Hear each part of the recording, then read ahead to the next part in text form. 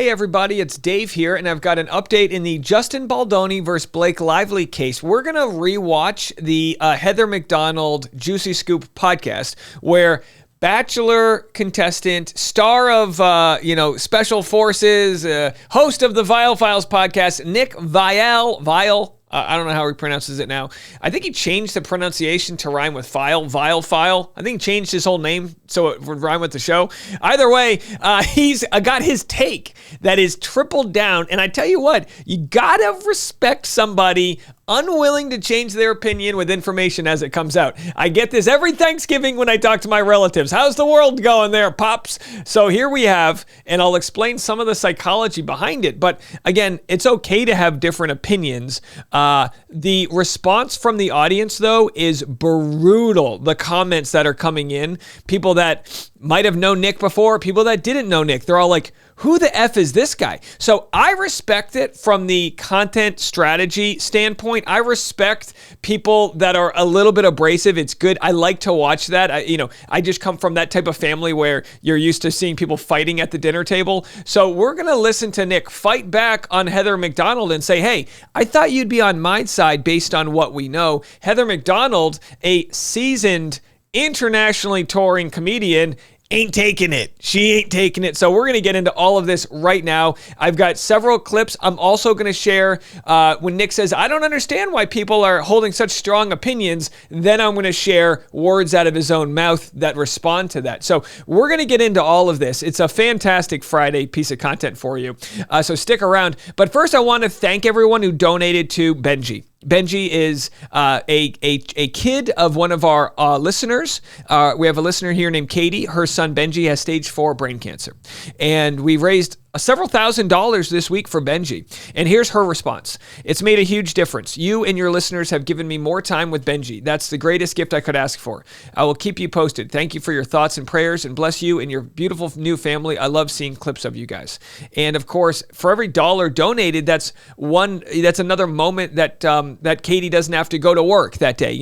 I can't imagine how tough it must be to go to all the treatments that you need to go to and also continue to provide for your family. So those thousands of dollars can really equate to weeks worth of time that Katie can spend with her child. I think we all agree that if this was a situation we were going through, it would be so amazing spiritually to have this kind of help from strangers. Thank you guys so much. I'll post a link in the comment section and in the description if you haven't donated yet and you want to. Let's get into it. So I'm going to play the clips here of Nick fighting back on Heather McDonald's opinion. He basically says, where's all the evidence? Heather McDonald provides all the evidence, and he's like, nah. So let's just have a listen. Well, when it first came out with the New York Times article, I believed that, yes, I believe in smear campaigns. I think I've been a victim of smear campaigns. Sure, okay. I understand how bots and hate pages work and fake conversations going on. So I kind of was like, oh, wow, this is juicy. I think maybe this did happen because he felt she fucked him over, and then he went and brought up weird interviews where she came off like an a-hole. So I did believe it. But I definitely am on team Justin. Why? Oh my God. I've talked about it too many times. There's so much evidence. There's so much oh my God. He goes, what evidence? And she's like, get me the briefcase, get me the binder full of evidence. We're not going to do the whole show. In a nutshell, I don't believe he sexually harassed her. I don't think the sexy voicemail was him having a sexy voice, returning a text that she left at 1:42, in which he was really trying to placate her. I think his efforts were really earnest to put a great movie together. I think he was completely shocked when she went forward with these sexual harassment things. All the joking and all the things that have come since this supposed incident makes me not believe Ryan Reynolds or her. I think Ryan and Blake, I think, are completely two peas in a pod. I think they're a match made in heaven. I think I do think they'll probably stay together forever. I was like, the only way out of it is if she turns it on Ryan, and it's like, he forced me to do this lawsuit, but they're not doing that. So I think they're going to stick together forever. And what's their motive for doing So all now we have the guest, Nick Viall, cross-examining Heather. I don't mind it. This is podcasting, right? But he asked the motive. So every chance he gets to cross-examine her, she just punches back with easily accessed information. She's already developed her opinion based on her logic. I think that they wanted the rights to the second film. Based on what evidence? So, and again, Nick's asking for evidence. So he's actually on the absolute wrong side of who needs to provide the burden of proof. Justin Baldoni was accused of harassment by Blake Lively. She needs to provide the evidence that happened. If she can't provide that evidence, she loses, period. That's how it works. So he's saying, hey, show me the evidence. And we're all like, exactly, but from the other angle. Based on that, he has it, and she wanted to direct it, and they already had too much problems at the end to go to do another film. So, but that is just a theory with no evidence, just that there is another book out there, and we assume that. Well, so as he trails off, this is his way of being a dick, but trying to be as polite as he can. It's almost like because he's the guest, he's just got he's like every inch of the inside of his body wants to be a dick, but he's like, so where's the evidence? And he kind of is doing it as nice as possible. She continues to crush him right here. Writing of the scenes and all that kind of stuff. He should not have done that. That's a Writers Guild violation. Sure, that happens all the time. And like it was Kurt all, Russell and it wasn't funny. Regardless, interrupting the host. Yeah, that's all semantics. But like Kurt Russell famously took over Tombstone, and all the actors on set talk still to this day and rave. They bring up like Tombstone and whatever. Like Kurt Russell wasn't the director, wasn't credited for it. Maybe Kurt Russell, if he lived in the time where receipts were exposing him and he took the director and producer and put them in the basement at the premiere, maybe Kurt Russell would have gotten canceled too. The original director was famously fired and then they hired someone else, but Kurt Russell just took it over. And every one of his co-stars and actors and Val Kilmer. So are you saying if she was a man that took over the film, I'm just saying it happens all the time. Okay. It has happened. I'm not saying whether it's right or wrong. We can debate whether like someone stepped on someone's toes, but it's not a crime. And it happens all the time. I mean, all I can say is... By the way, is Nick in a burlap sack? I mean, I know, it's not the tightest shirt right there, but what in the hell is he swimming in right there? That is pretty wild. I understand what you're saying. And like I said, I was team her from the start. But then I'm like, there's just too many things I've seen, too many interviews, too many clips, too many... And these interviews I interrupted again. There's just been so many. But you've been a little criticized by some of my people that have come on the show that really have done the hard work. Like, all right, so he's being criticized, but we're going to get to some of that criticism, but I wanted to share with you guys just some of the comments, and we are going to go back to this. But the criticisms, absolutely, because, there's going to be haters that exist out there. So here's the clip that was posted. I mean, the criticisms are like, Team Heather, enjoyed you, Heather, but not this episode. He's so rude. Nick was very patronizing. He's very patronizing. Nick, I don't like this guy's vibe. So it's like, they don't even know this guy. And they're like, dude, this guy's kind of weird, huh? They have read the 195. I've read all the court docs too. I wouldn't say I've read every single page. Can you imagine having such a strong opinion? The judge is like, well, I skipped out on that one day, but I still think I got the gist. Nick's got the gist. Who needs to read it all? I got the headline. Come on. I'm going to say I've absolutely not I read read the first complaint. I read Justin's first complaint against the New York Times. There was something I think that you said in one of your shows that you kind of were, not like saying like, oh, these content creators, building their cases is not that important, or I don't know what you said. I don't know what I said either. They felt a little like brushed off. Who's they? I just saw like a couple videos of criticism towards you. So I was like, he goes, who's they? They is the internet. The internet felt brushed off based on this clip I'm about to share of what your wife had to say. I mean, it was the absolute double and tripling down that people felt was very rude. After she had made multiple requests. Like, I'm sorry, you can hate Blake Lively all you want. You can think she's a mean girl. You can think she's annoying. You can think she's this and that. But you cannot tell me that Justin Baldoni is a warrior for women and a feminist and cares about women when these are the environments he's putting women in. Like, it's just, it's black and white. It's not gray. It's not confusing. It's not, well, what about, it's clear as fucking day. He doesn't give a fuck about women. If he's making her do these things, he's adding in, like, after Blake signed onto the movie based on a draft. So I agree. Wow. I mean, when you go, oh, why are people upset? I share the clips of just how hard folks are going in on this. Now, the truth is, we don't know for sure. So again, call me, maybe my channel's super bland because I'm not taking a hard opinion. I'm just going, the math ain't mathing. So I'm not going to go so hard on Team Blake. I'm not even going that hard on Team Justin. I'm just saying the evidence leans in his favor right now, and that's why everyone believes him, and they didn't before. So I think Heather McDonald's point where she says, hey, I was Team Blake before, I think that point makes a lot of sense because she's willing to say, you know what? I changed. I flipped my opinion on it. I got new information. I'll explain why I believe Nick hasn't changed his opinion after this. All right, I'm just going to ask him about it because, of course, you have your right to your opinion, too. I am always really grateful when people go and spend hours coming or finding, oh, my God, this is an interesting interview Blake did from 5 years ago. This is telling of her character. This is a pattern in her behavior. This is her personality. Pattern. And sure. I don't think her personality is the worst thing in the world or whatever, but it does make sense when we see it, and that's what Justin was saying. Like here's evidence of 10 years of her saying things like this, and that's exactly what Justin said happened.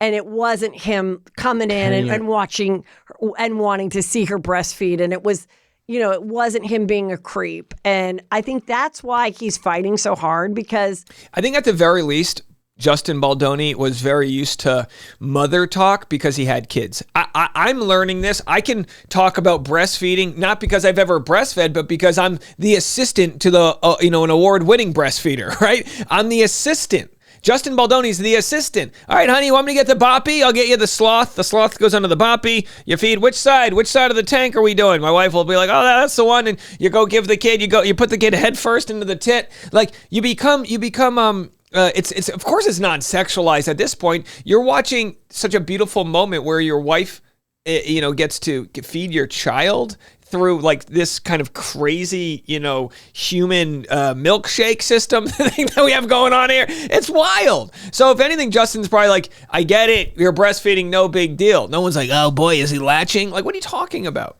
It's not true. Just like Lisa Barlow, I'm going the distance on this one. Someone's accusing me of something I'm not doing. It's too big of a thing in this day and age to just go, okay, I'll let her say this. And by the way, I think Heather McDonald has sons.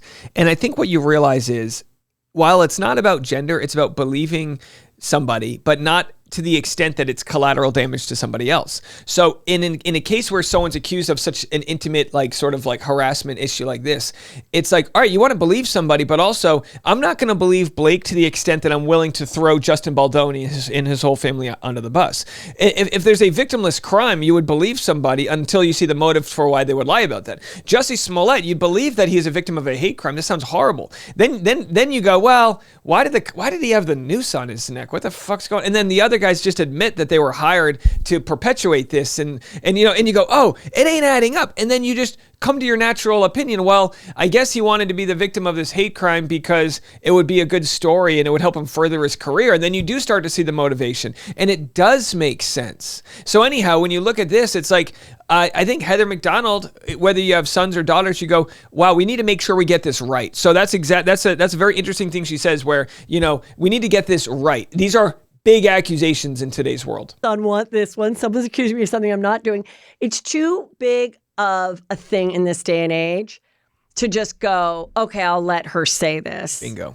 And I think that's why he's fighting so hard. And that I respect. I think you're way off. Okay, now tell me wow. what you think. So he says she's way off. Now, I commented that I would love to, hey, give me a shot, coach, put me in. I'll fly to LA tomorrow Tomorrow, I'll fly there tomorrow. If I could only go on Juicy Scoop with Heather. Heather's got 151,000 subscribers. I think we're at 127,000. I heard a little birdie told me if we can get up to Heather's subscriber count, she'll have us on her podcast. So send her a DM. Say, you got to interview Dave. He's a fellow comedian. He loves Canadians. And he's got some fun takes. You guys can talk about pop culture. His channel's growing. 6 million new views a month. You're going to love this guy. Get me a seat next to her, and we are going to rock your socks with content. We'll move on. Well, like I said before, like my biggest opinion is based off the fact that I have met Justin and interviewed Justin a few years ago. Okay. In Case preparation closed. for the interview. Case I read closed. his books and I watched his videos. And I will say, when you came on my show, you were like, spent the time to read my books.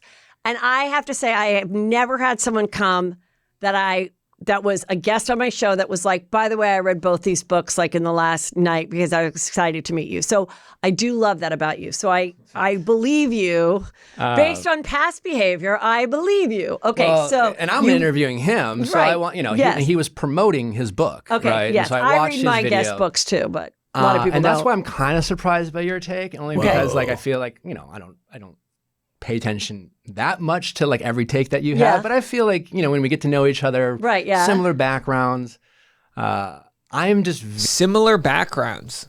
Now, I understand what he's saying. I think like they're podcasters who cover entertainment news. Heather McDonald built her career brick by brick as a stand-up comedian.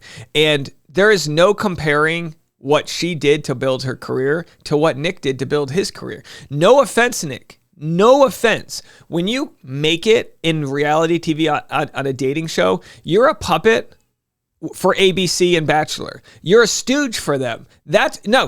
Did he do well with the equity that he got from the show? Yes. But you didn't do the open mics. You didn't do the bar shows, the show at a casino where you come home covered in smoke because you did some free show for some audience somewhere. Heather McDonald puts her passion and her soul into her work. I'm not saying Nick doesn't, but how insane to say that they've got a similar upbringing. very, like something that I'm very skeptical of is like wolves in sheep's clothing, and I think maybe it's my Catholic background, right? Okay. How about wolves in giant brown sweatshirts? As someone who I grew up very Catholic around priests and nuns, and I personally have had a great experience. Right. So have I. I know a lot of people haven't. Correct. Some of the priests I grew up with that personally I've had a good experience with have since been found out to be terrible human beings. And so I'm just very cautious of people who go out of their way and present themselves as some sort of authority and protector of people who are in vulnerable places, right? He's telling on himself, right? He does self-help style, like, ask Nick, I'm going to give you advice. He's telling on himself right here. He doesn't want another man to be in his ecosystem, which is female-friendly, good-looking guy content. He's threatened by this guy and sees him as a fraud because he couldn't believe that maybe this guy is just a nice guy with nice abs and nice hair and nice complexion and a great smile. He can't see that. Right. And I think priests in general are like, there's a certain level of authority they have. And I think they have to really respect that. Right. And so when I met Justin, I don't know how many people I've interviewed over the course of the 5 years, hundreds. And most people are wonderful. I've met some friends. Some people are just like, oh, they seem fine or whatever. He's the only person I had like a visceral, like, he's toxically positive reaction to, where I was like, this guy's full of shit. That was my opinion. And I just felt like I was like, something's just off about this guy. Everything he did in the interview, and again, that's just my opinion. Sometimes you just feel something, where it's just like and my big thing is like when reading his book. And by the way, I don't hate Nick's opinion. Justin Baldoni is very like breathy and I love you and I'm into, like, he's super kind of wonky. But I don't think there's a giant sinister motivation behind it. I think if you look at the inner child of Justin Baldoni, he said he got teased as a kid. Maybe he kind of was a late bloomer, and that's why he overcompensates with his physique. Like most people, like once you become an adult, or you kind of like, you're trying to chase that feeling as a kid, that lack that you had, that inner child. And that's why whenever we're fighting with anybody, I just go, imagine this person as a child, just on the playground, trying to get by. And I can give Nick that grace. You know, I don't know where Nick is on the spectrum. I don't know where he is neurodivergence wise, or I think he's an overthinker, and I think he comes off super smug because of an insecurity that it is a scarcity mindset. I think that scarcity mindset exists. That's why he won't shout out other podcasters that he sees as competition, like Jared Freed or myself. That's why he wants to like stand alone. But let me tell you something. When you're climbing to the top of the mountain, it's a lonely place up there if you don't bring and pull up your ecosystem with you. That's why I'm so appreciative of my community that I have, the content creators that I surround myself with, because that ecosystem to me is more valuable than crushing them and being the sole person on top. I think that's the insecurity that I see from Nick. And to be quite honest, you know, it's easy to give other people advice. It's hard for us to kind of self-analyze. But I see him as being wildly threatened by this guy, and would rather see him as a fraud than as a good guy. And all these things, and I was interviewing, asking him follow-up questions. I didn't feel like he could actually like elaborate on what he talked about. It was like all he did is kind of rehearse and rehash the things that were in his book. And what was the book? Just book, being a male feminist and like it's literally championing women? It's all about it's all about kind of lecturing other men about how you're supposed to act around women, and all this like virtue signaling about like but he used to be bad in the past and he's done the work and now he knows how to be good, and it's like he's basically selling safety. You know, just like a priest does. He sells like I used to be bad, but now I'm good. And you can trust me, and I'm safe around. You're safe around me. And he's specifically speaking to women who have had a bad experience from a man. Like, and you know, I'm sure most women I've met, I've had at least one instance, or sadly more, where like some guy just like made them feel uncomfortable. You know what I'm saying? And you know, so when the Blake stuff came out back in, like when the movie came out, and it was the story first broke, that was all of a sudden Blake and the rest of the cast had separated themselves from Justin, right? I remember being like, I fucking knew it. You know, like that was just my personal like, holy shit, I fucking knew it. I didn't know. This is at the point. So you understand how he's making this about him. So he's going, I was right. I knew it. Confirmation bias. I'm going to get back to him in a second, but I pulled up a TikTok that explains cognitive dissonance and conspiracy theories. Very similar stuff. You'll see is a common refrain you'll hear from people when you're trying to discuss their unverified claims or beliefs or conspiracy theories. Why? The short answer is it's a reaction to the feeling of cognitive dissonance. They have a belief, that belief is being challenged, and now what? You can respond to the feeling of cognitive dissonance by updating your beliefs, changing your perspectives, changing your behavior, or by engaging in defense mechanisms. Oh my gosh. So here we have Heather McDonald changing her beliefs versus Nick, who's doubling down. And here he was on his podcast doing the quote unquote, you'll see moment. That's our opinion. I don't know why it's gotten so toxic, but I think we're trying to back off it a little bit so people can stop threatening my wife. But we'll see how things play out. I think it's going to be like Mary made this joke. Like it's going to be like that Britney Spears doc. As time passes, like people are going to watch it and be like, "Oh, we should have known." Be like in 10 years, they're going to be like a bunch of Twitter threads being like, "Blake Lively was always the victim." You'll see, Nick. And hey, a broken clock is right twice a day. He could be right about all of this. My problem with that, though, is that it's about all of the evidence that says, maybe don't be so hard on this because you're blinded. So he would rather say, I knew it, versus, yeah, that doesn't add up. So and by the way, he's missing out on such a huge story because he's deciding not to cover it because he's kind of in the wrong here and he's just pissing off people, that he's getting absolutely crushed online with his videos. I mean, honestly, when you go to, and again, don't get me wrong, he's still built a good following up, but when you go to his recent videos, I mean, don't get me wrong, yeah, they're hitting 30,000, but our videos are consistently in the 50 to 100,000 range. Not all of them, we make a lot of content, but my point being is that by saying like, oh, I'm not going to cover it because people are being mean to us, he's doubling down and it's actually hurting his brand. And I understand he's sticking by his point, but when he says, I don't want people attacking my wife, I get it, I absolutely get it, but he's not addressing the fact that they came so hard with an opinion that just doesn't line up, that people are pushing back on it. Point where we didn't know why they had separated. We didn't know why. We didn't know anything. Yeah, I remember right? that too. I didn't even think it was that big of a news story. I just remember like having, and I just remember being like, I didn't know what it was about this guy, but like the fact that no one's doing press with this guy, I'm like, I fucking knew, Okay. So that's, obviously there's a bias there. I from my personal experience with him. And then what I thought was so weird is that the days that followed, the internet was like universally against Blake.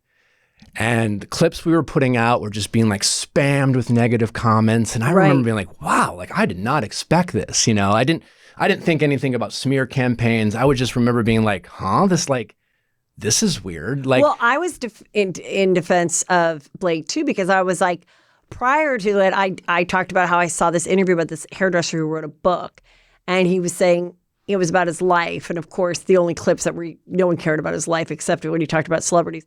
And he was like, sad. Oh, this actress was so wonderful and we were best friends.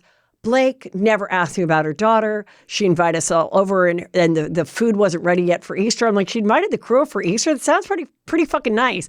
Like, I was like, you know what? Sometimes hairdressers and makeup artists, sometimes the artist is so worried about the scene, they don't want to ask you about your daughter. Sure. So I was in the defense of like, that the fact that like makeup and hair people are always like, oh, like we all just believe everything they say. Yeah. And I'm like, very gossipy.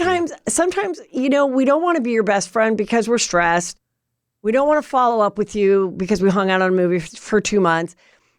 And that shouldn't mean that she's inherently a bad person. But I think there's a huge difference between being a jerk and being a creep. And what I have learned is that like, depending on who you ask, like, a lot of people disagree with that, disagree with creep versus jerk. Yeah. Oh. I mean, listen, I think, if you're good at setting a boundary and you're good at saying no to people and you're good at asking for what you want, there's a lot of people out there who like think you're kind of like not fun or like. All right. So that's Nick saying in defense of why people think that he's an a-hole. It's because he sets boundaries. No, it's because of, I think it's an elitism. And I think that's where the smugness comes from, because it's a scarcity mindset. And I think that scarcity mindset is illustrated by who he associates himself with. And there's kind of like a mean girl energy on the podcast. That's just my opinion about it. And I'm willing to change my opinion, unlike some people. So it's very interesting stuff. I will say this, though. Nick says, oh, I was getting all of these negative comments. Rather than respond to that feedback, he goes in defense mode, just like they're talking about in this TikTok. Rather than respond to it and change his opinion. And again, I don't think anyone should be forced to change their opinion based on feedback from their audience. Double down. But he'd rather get defensive, and he'd rather say things like, oh, there must be bots because how could they possibly disagree with me? We're seeing the same thing play out politically. There were town halls happening in the last few weeks all across the country. There were angry veterans yelling at their congressmen because they were losing their rights and this and that. And Speaker of the House, Mike Johnson, rather than acknowledge the fact that people are mad, what did he say? He said, oh, these are paid operatives from the Democratic Party. Are you kidding me? Are you kidding me? We're literally watching people with pitchforks get so mad out there. And I'm not talking about Democrats. I'm talking about Republicans. And the only thing that Johnson could say is, oh, they must be paid operatives. So what did the Republican community do? They shut down the town halls because they don't want people to discuss this and unify over their positions. You see that play out on Instagram when people turn off their comment sections. And look, I'm all about it. I'm all about getting rid of the pile-on. But don't piss on my leg and tell me it's raining. entertaining, Nick. Don't tell me that they're all bots and paid people, because they've absorbed the information and all come to a logical conclusion that's different than yours. Let me know what you guys think. Hit the subscribe button so we can get Heather's attention. I'm flying there as soon as she's ready to do an interview. Hey, Heather, I'm Dave Neal. Can't wait to see you. All right, folks, have a good one. We'll be back with the Rush Hour podcast coming next.